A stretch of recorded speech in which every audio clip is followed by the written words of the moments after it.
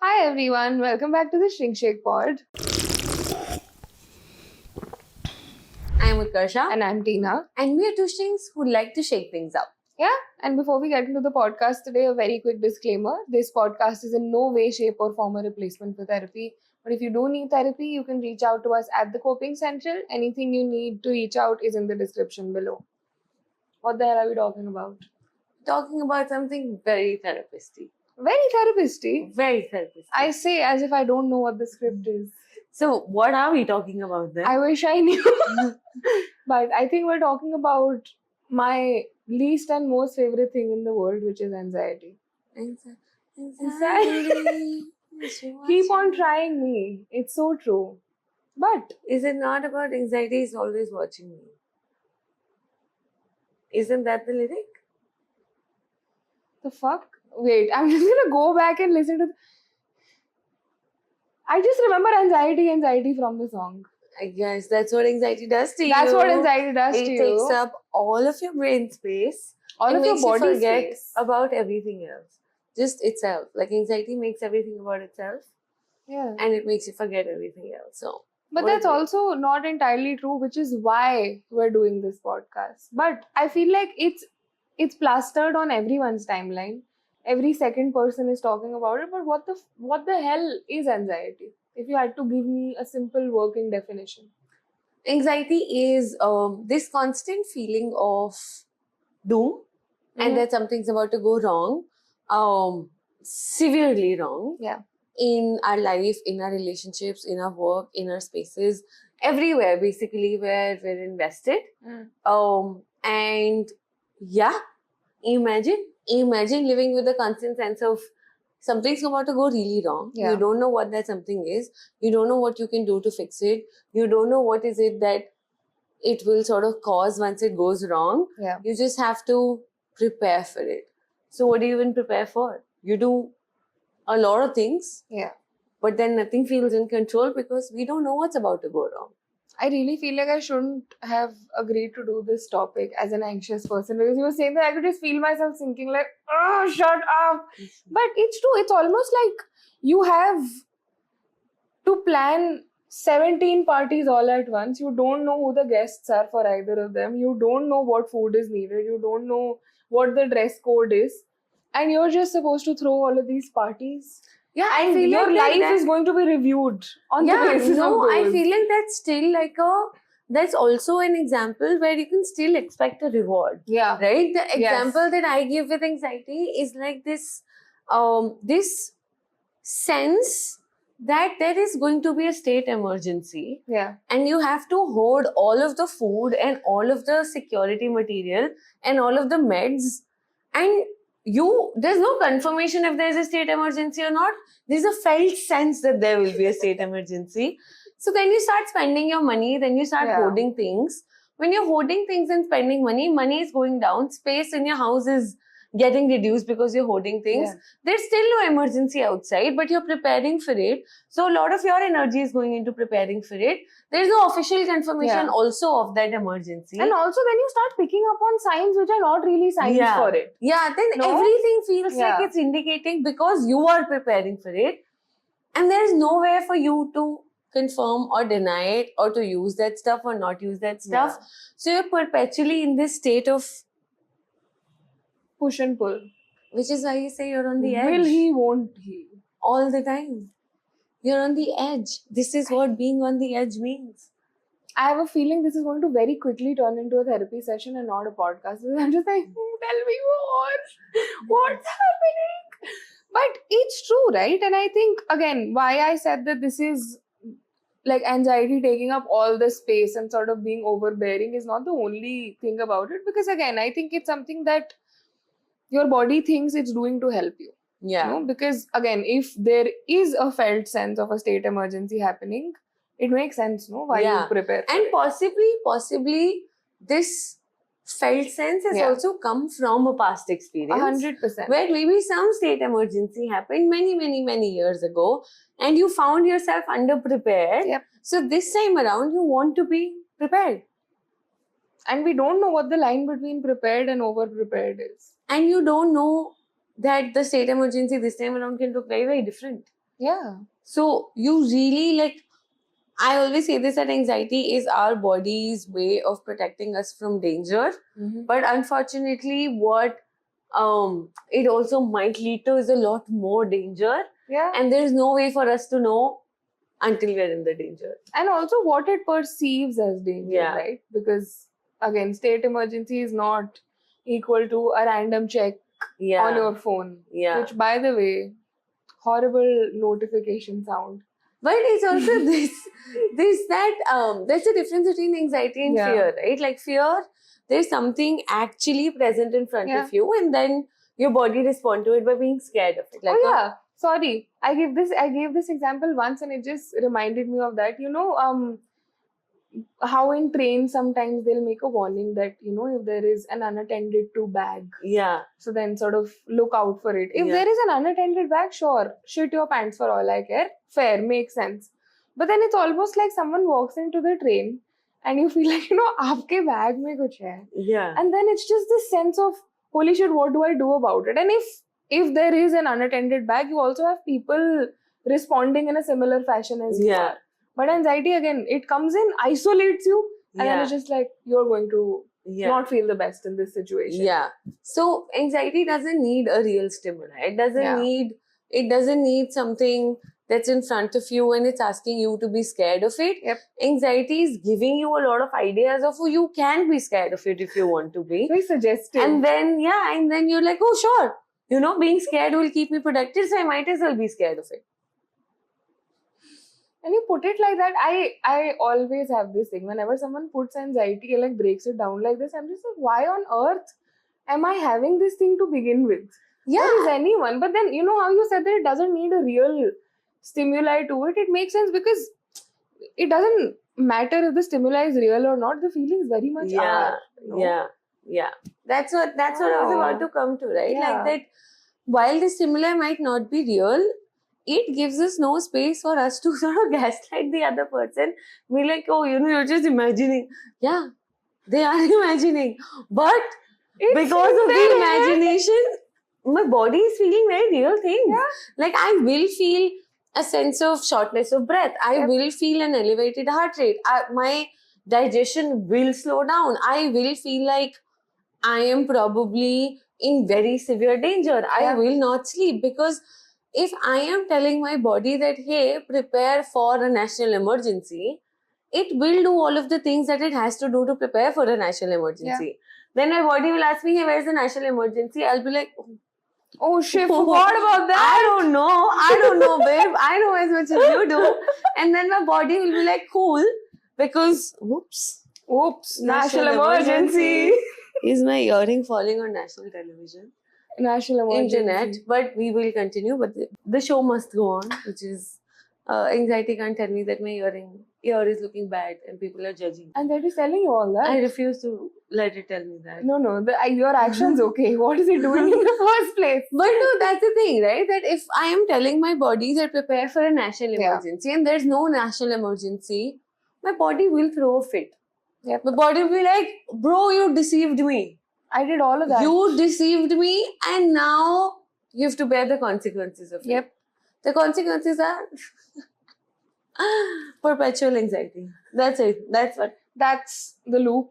इसके बाद आप खुद देख लो अपना. That's what That's it it, is. Your body throws a tantrum. It's like a child. It wants to be attended.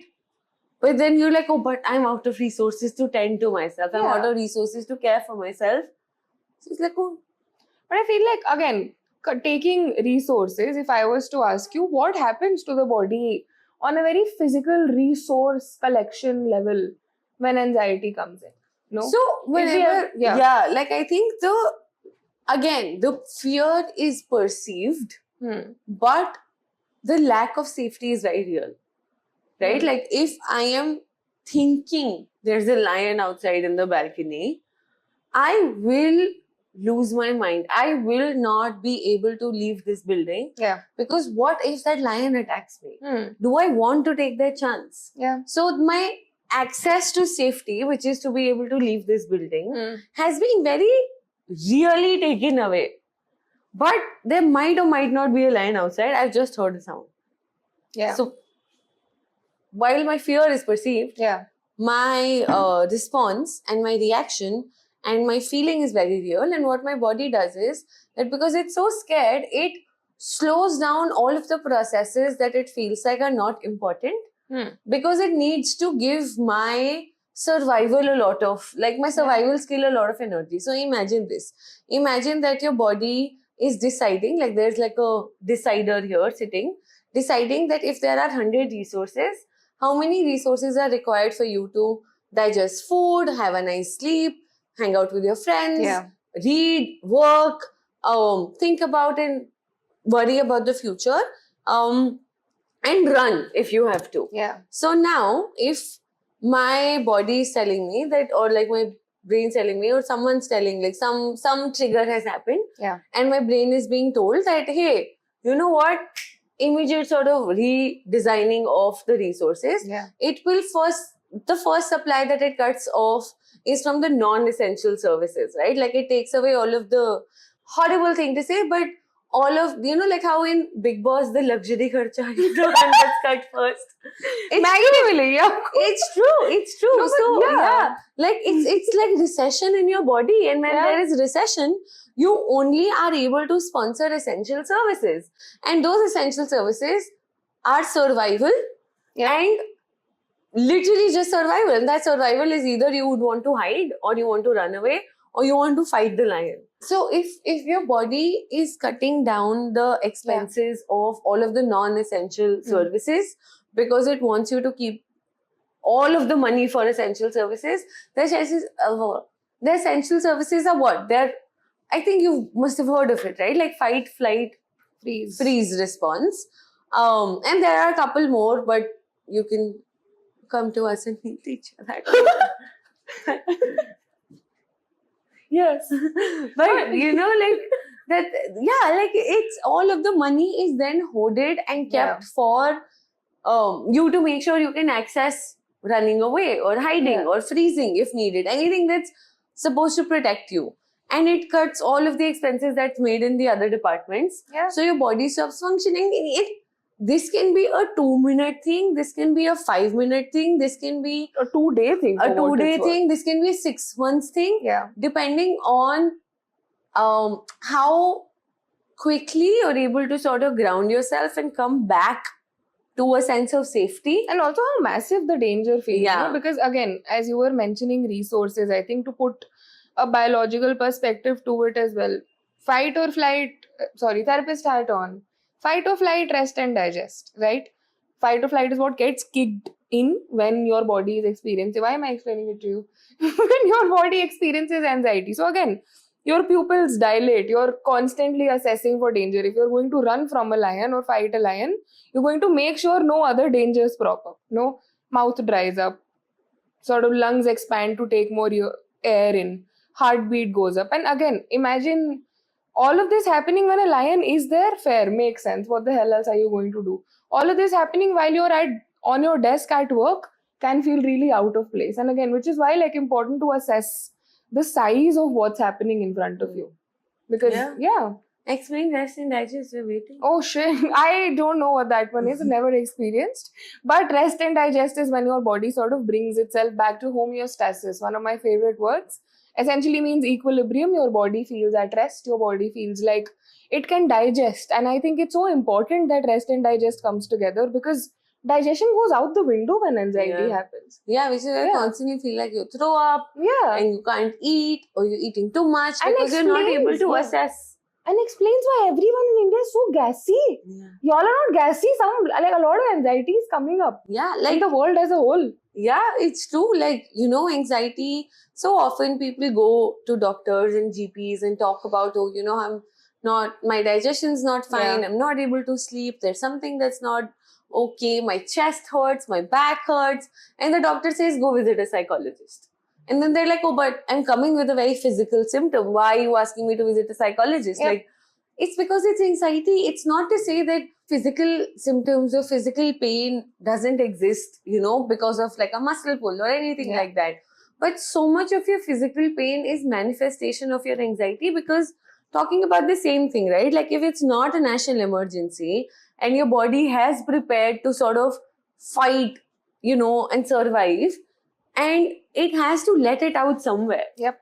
And the only way it lets it out then is by messing up your digestive system, or by making sure you have a chronic backache, or by never letting you sleep properly. So it comes out in all of these physical ways, and it is anxiety at the core of And it. again, like we've spoken about this before, I don't know what logic has to persist in the world for people to think that your mental won't affect the physical. Yeah. Are they in two different bodies or houses? I don't get it. Yeah. If something's happening in my heart or my head, oh, I'm so sorry. I forgot it was connected to this whole ecosystem of veins that carry me on a daily. Yeah, I feel like the movies have to be blamed for this. I agree. Because everyone says, "Oh, तुमने दिल से सोचा, Yeah, what दिमाग is से it? Dil सोचा." dimag, dil dimag. Shut the It's one unit. It's one unit. In fact, what it's worth, The brain. your dimag is what the emotional thinker is. You have to ask, आप अपने cerebellum से पूछो या अपने prefrontal नहीं, आप अपने prefrontal cortex से पूछो या अपने amygdala से पूछो. Exactly. Amygdala is where the emotion is.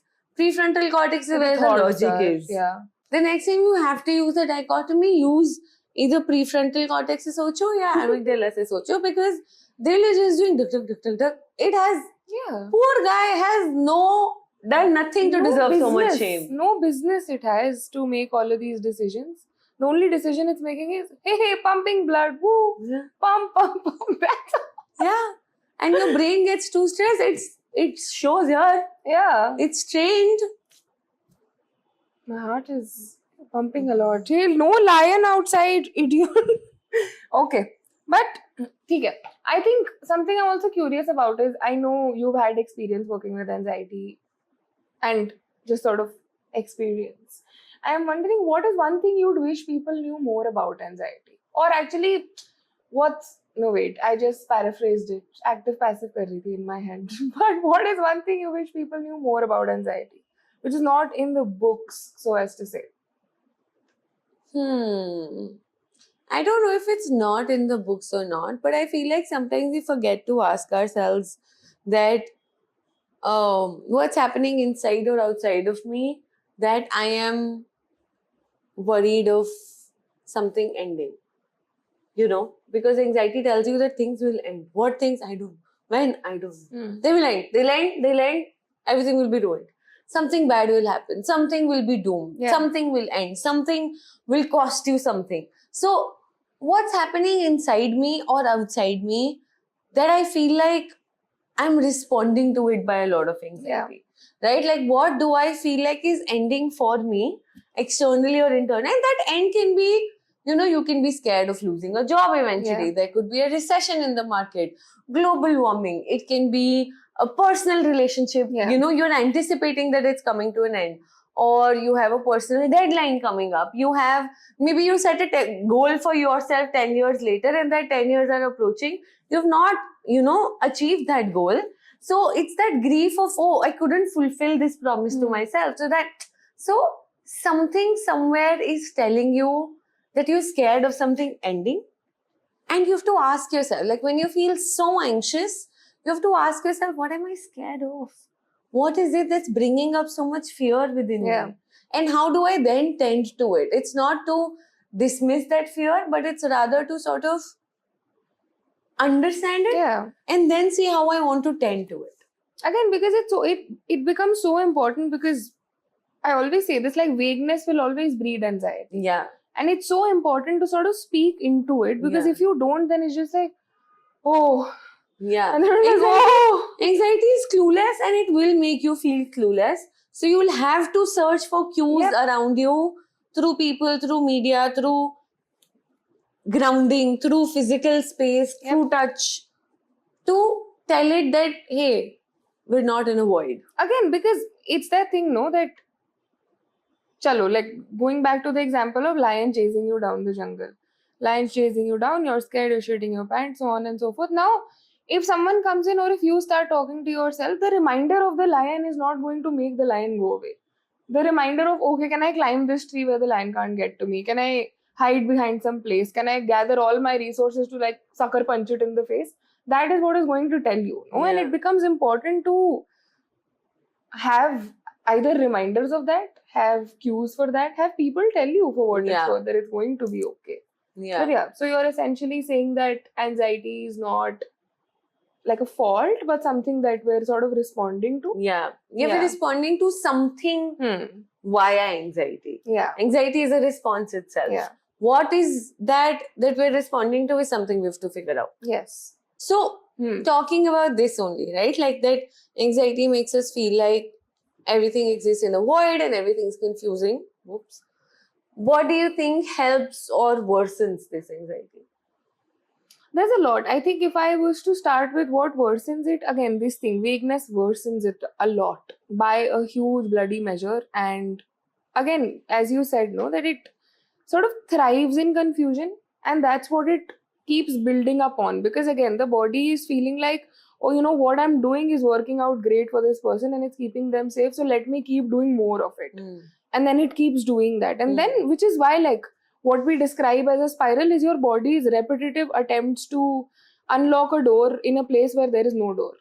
So it's going to feel like something's not matching. So then how do we sort of remind it that it's going to be okay? And I think the second thing that is really incredibly unhelpful is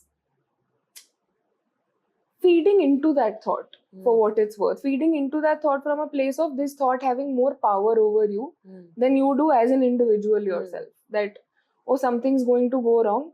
Yeah, something's going to go wrong. I'm going to hide in my room. And while, of course, comes with the disclaimer that I am possibly speaking about mild to moderate anxiety. I understand it can feel worse.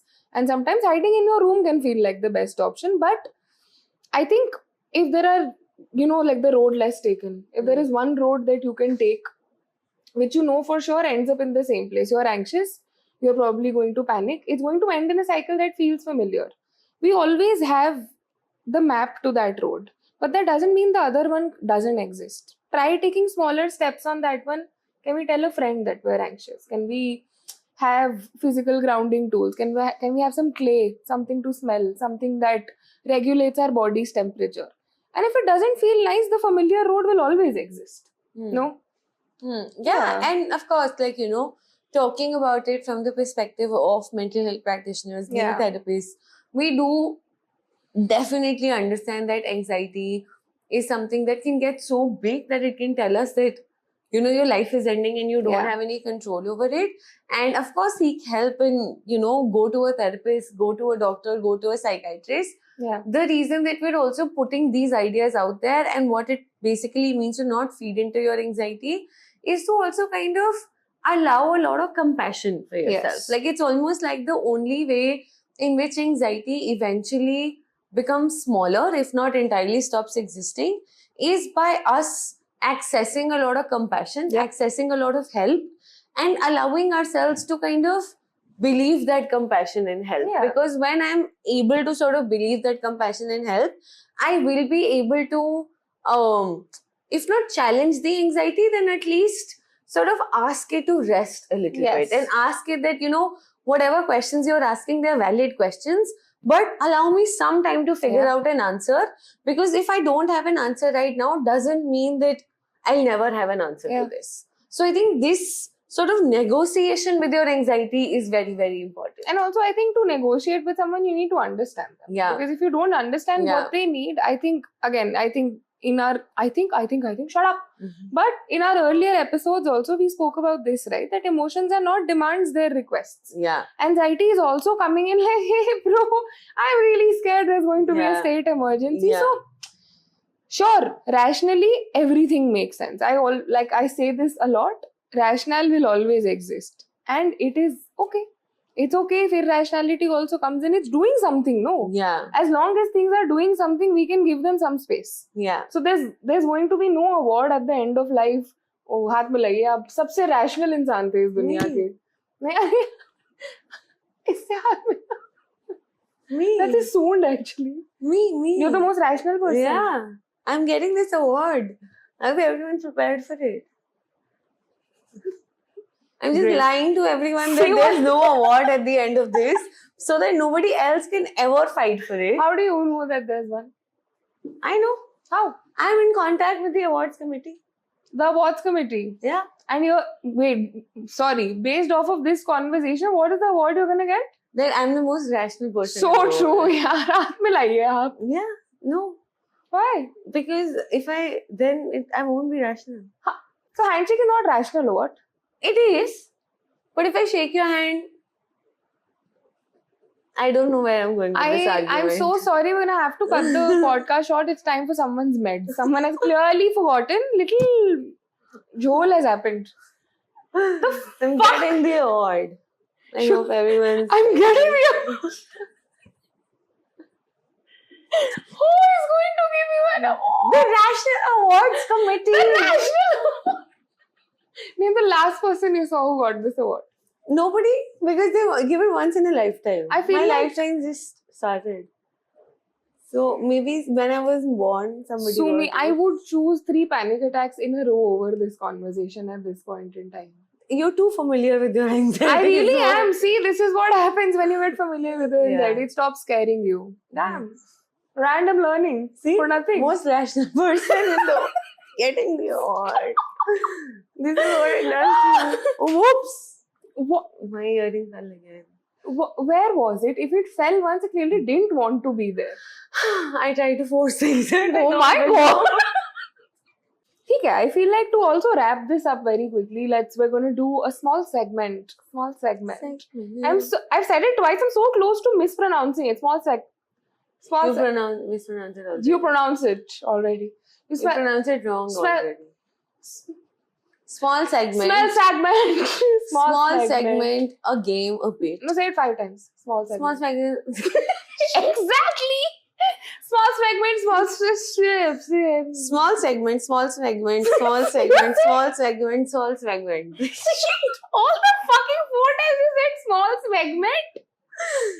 We're my moving on from this segment to the next one. segment. We're moving to the next segment, which is a small one. Helpful or horrible? I feel like there's a lot of horrible responses people have to anxiety, and I feel like my hot take, which has been bubbling up since this started, with the conversation of irrationality and rationality, everyone who's anxious knows that it is irrational. Don't tell them. They know, we know. I am anxious about lion being outside. In my head, it is. Now, what to do? MDRCFT. What? Yes, I'm anxious. Now, what to do? But again, so hot take, shut the fuck up. Everyone who's anxious knows that, arey yaar, nahi hoga kuch. I rationally know, but it's happening, so. Yeah, like I can logically know that, but my emotions are. Listen, your emotion and your logical brains don't communicate very Yeah. often. The purpose of therapy is to make them friends with each other so that they're like, bhai, what's up? And they're like, Yeah. bhai, nothing. Yeah. Like, cool, I can rest. This sounds like a 2011 conversation from Hike. You remember that? Bhai, what's up? Hike. Bye, what's up, yaar? Yeah, so that's Yeah. what. People were less anxious back then, which is because they were So is the point, bring Hike back. Yes. Hike. I think I'm Chinese. We can't say that on TV. What? Because Chinese is banned. Who's watching this? That they're going to be like these 2 ladies who are so famous and talking about Chinese apps. I don't think we should say it. How do I ask for an increment in my salary? Can I say hike there? Yeah. Yeah, You can't talk about it's the not Chinese app. what then? You can't talk about the app. The app is Chinese. Do you by any chance struggle in groups of 3 and 4? Or like bigger? I don't think it's Specifically Hike. with eye contact. I feel like it's some. Oh, it's the other app. It's not Hike. TikTok, No. Telegram. The other one. The other one texting. I can't remember the name. But anyway, coming back to helpful and horrible. You're horrible for starters. Yeah. I am also horrible. 2 horribles make a helpful. I don't think so. I don't think so. I don't think so. I feel like they do because then you're just like, ये दोनों ही थोड़े कुछ है इनका. So then you group people together. No. Lost the plot. Coming Horrible back. take. Right there. Okay. Say no. Say What? a phrase. What we'll categorize phrases as helpful or horrible. Oh, so you said that's irrational is horrible? Yes. Saying that irrational No. is horrible. We'll ignore this one. This But one's going to yeah, get no, an award. it's horrible. I think asking the other person what they might need right now or how can I help you helpful. is helpful. Yeah. It's help is in the name of it. So I'm like that's common sense. Okay, I'll give you a phrase. Why are you reacting like that? Horrible. Horrible, but Also- tone matters. made helpful. Yeah. Yeah. Like, what's up? What's happening? Why are you Yeah. reacting like that? Helpful. Why you reacting like that? What Horrible. happened? What happened? Horrible. What happened? You've handled worse before. I think horrible. I don't think. I feel like you've handled bigger things before. Yeah. So what about this might be Yes. matter? Like, it's so big, is helpful. Yeah. You've handled worse before. What? You don't have the skill to handle something so small. Horrible.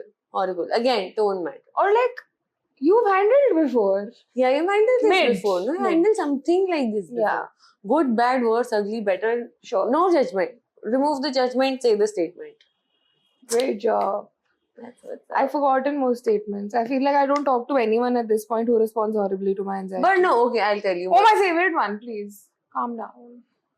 I feel like I feel like it worked for me. now helpful because now your brain will go back to the song. Okay, calm down. Calm down. Yeah, say that to us. Don't Say say that it to us. others. Don't say it to others. others. Say Actually, that to don't us. say it to me also. I say to me. I'll just be like, Calm down. Oh, actually say it to her. I feel like 9 out of 10 times I tell her something, her reaction is relax. And it works great for me. yeah. But I just have something spiritually against calm down because fuck you and your entire kinship if you say calm down to me. And you just say relax. Relax, yeah. There's something so relaxing about the word relax. It's like relax. Calm down is just like, Calm down is telling you that you're calmed up. Like you're worked up. yeah. Relax is telling you wherever you are. Like worked up, you'll have to come back to the base and then you go to Yeah. calm down. So that's a lot more work. You Relax go to is calm down. Calm down city or what? And the only national Hello, anthem is I'm baby. relaxed Calm down. already. I'm relaxed already. That's awesome. That's Relax what's up. helps. Relax helps. Only me. Also Nobody me. else. I don't Yeah. think. So don't say anything solution oriented Yes. immediately. Ask what's the solution that's Mhm. needed. And they say, oh, I can't seem to calm down. Like, oh, let me hug you. That'll calm you Yeah. down.